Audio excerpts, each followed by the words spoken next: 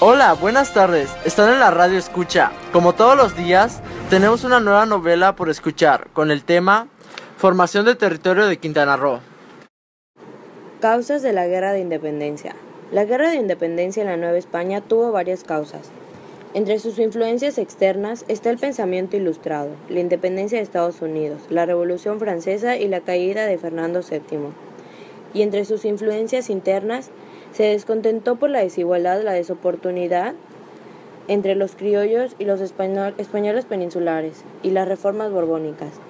A principios del siglo XVIII hubo un cambio radical en la corona española. Soy el último descendiente de la familia de los Habsburgos y tendré que ceder el trono a la familia de los Borbones. Ahora que estamos en el poder, enfrentamos una profunda crisis económica que pone en peligro la calidad de España. Decidimos establecer una serie de reformas para capitalizar la península a costa de sus colonias. Los altos impuestos a las colonias americanas afectaron directamente a los ricos comerciantes y a la iglesia, sectores conformados por criollos. Estamos inconformes con la política de la corona, pues debían pagar altos impuestos que ni siquiera tenía como destino Nueva España, sino la metrópoli europea. Los puestos de mando estaban en manos de blancos peninsulares y criollos, todos descontentos con la corona. Con la declaración de independencia de Tabasco, escrito y enviada al gobernador de Yucatán, autoridades militares, civiles y religiosas acordaron que el 15 de septiembre de 1021 firmar el Acta de Independencia de Yucatán. El objetivo de las reformas borbónicas en la independencia era romper el aislamiento de la península con el Imperio español, por lo que se abrieron puertos en Campeche y Sisal, a los cuales otorgó privilegios como impuestos y arancelos favorables a sus productos y la posibilidad de comerciar directamente con España y Cuba.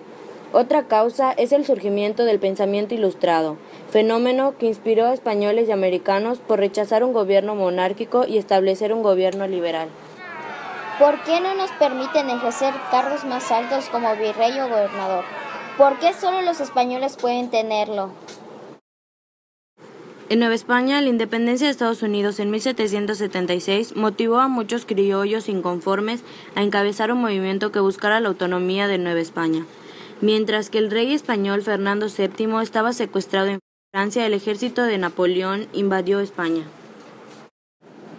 Consideramos establecer una constitución liberal. Para ello, se reunieron en el puerto de Cádiz, en septiembre de 1818. Convocamos a un Congreso Constituyente en Cádiz, cuyo resultado será conocido como la Constitución de Cádiz. La nueva Constitución dividió el poder político. La Declaración de Cádiz declaraba a los indígenas ciudadanos con todas sus obligaciones y derechos. En realidad, las reformas de la Constitución de Cádiz beneficiaron a los élites criollos y españoles, ya que ahora rendirían cuentas únicamente al gobierno monárquico de la metrópoli. A pesar de las reformas de la Constitución de Cádiz, en el resto de la Nueva España, los insurgentes continuaron con la lucha de independencia. La derrota de Morelos en 1815 a manos de Callejo debilitó considerablemente el movimiento insurgente. Luego de que Morelos fuera fusilado, el criollo Agustín de Iturbide fue el encargado de perseguir a uno de los líderes insurgentes más importantes, Vicente Guerrero. Como no lo pudo derrotar, Iturbide le propuso a Guerrero una negociación en la que se acordaría la independencia de Nueva España, pero bajo el mando de un nuevo rey emperador, que sería Agustín de Iturbide. Guerrero aceptó, momento que la historia patria ha inmortalizado con la pintura del abrazo de Acatempán, el cual representa el acuerdo al que llegaron ambos generales. Iturbide entró triunfal a la Ciudad de México el 27 de septiembre de 1821, con lo que se proclamó así la independencia de nuestro país. Traicionando el espíritu de la independencia, Iturbide excluyó a liberales y a luchadores del nuevo gobierno, y en 1822 se coronó emperador. El papel de Yucatán durante el movimiento independentista.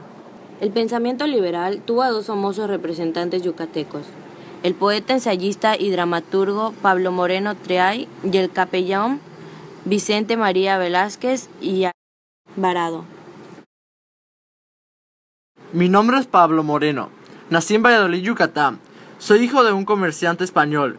Me recibí como clérigo minorista. Enseño filosofía en la Universidad de Mérida. Soy el primero en exaltar la ciencia y la razón humana contra la religión y el fanatismo.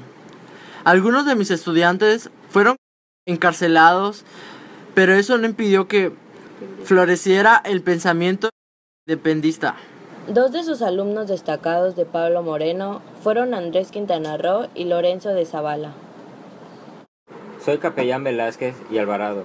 Soy un sacerdote que luchó para que las tierras fueran devueltas a los indios, que los indios eligieran la forma de gobierno que mejor les convenga, y que con la riqueza acumulada, con los títulos ilegítimos, se creara un fondo común para distribuir entre indios y blancos.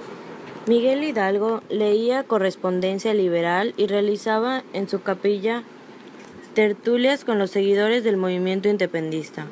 Velázquez y Alvarado realizaban reuniones secretas en las que se vieron otros sacerdotes, con itzas de igualdad, como Manuel Jiménez, Francisco Carlejo, Rafael Aguayo y Mariano Gutiérrez. Empezaron a reunirse semanalmente. Tenemos que ayudar a los mayas. Hay que buscar la manera de que tengan las mismas oportunidades que los españoles.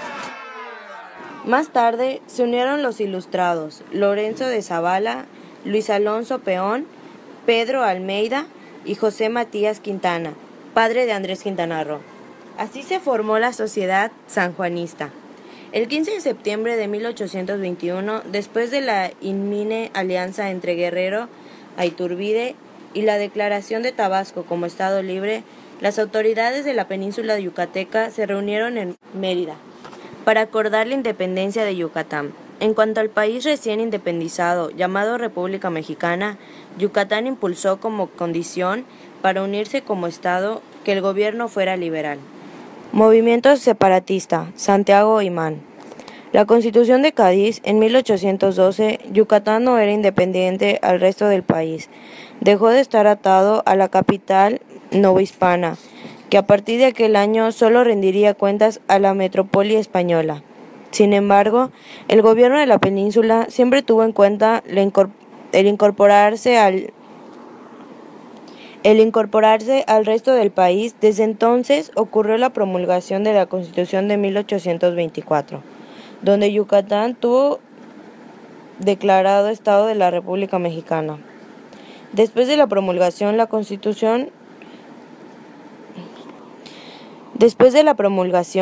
Constitución ocurrieron fuertes divisiones entre la ciudad de Campeche y Mérida. Disputaban el control del estado de Yucatán.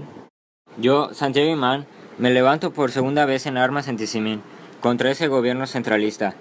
Llamaré a los mayas en su auxilio, dándoles armas y ofreciéndoles la reducción de contribuciones a la iglesia y el respeto a las tierras de los ejidos.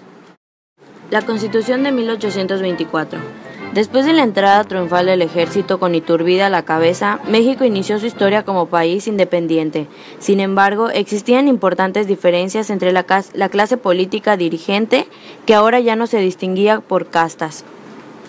Consideramos que la Iglesia debía conservar su papel como gran político, porque mucha gente sigue a esta institución que concentra gran parte de la riqueza de la nación. Seguir con la monarquía es regresar al fantasismo religioso de la colonia. Liberales y conservadores se disputaron y alteraron el control de la nación. En el ámbito social, la Constitución no logró grandes transformaciones sociales, ya que mantuvieron los privilegios de la Iglesia y el ejército.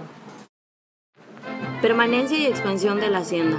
Todo empezó a lo largo del virreinato de la Nueva España del siglo XVIII. En aquella época, los productores agrícolas generaban muchísimas ganancias.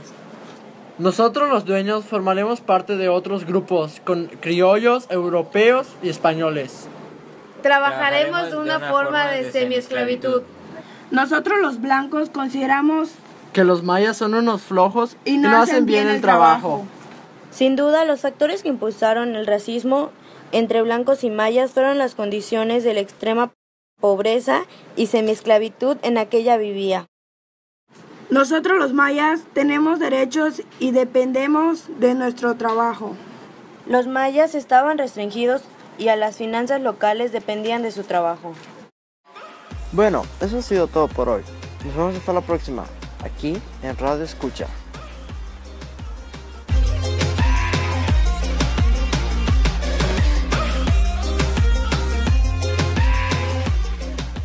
Closer.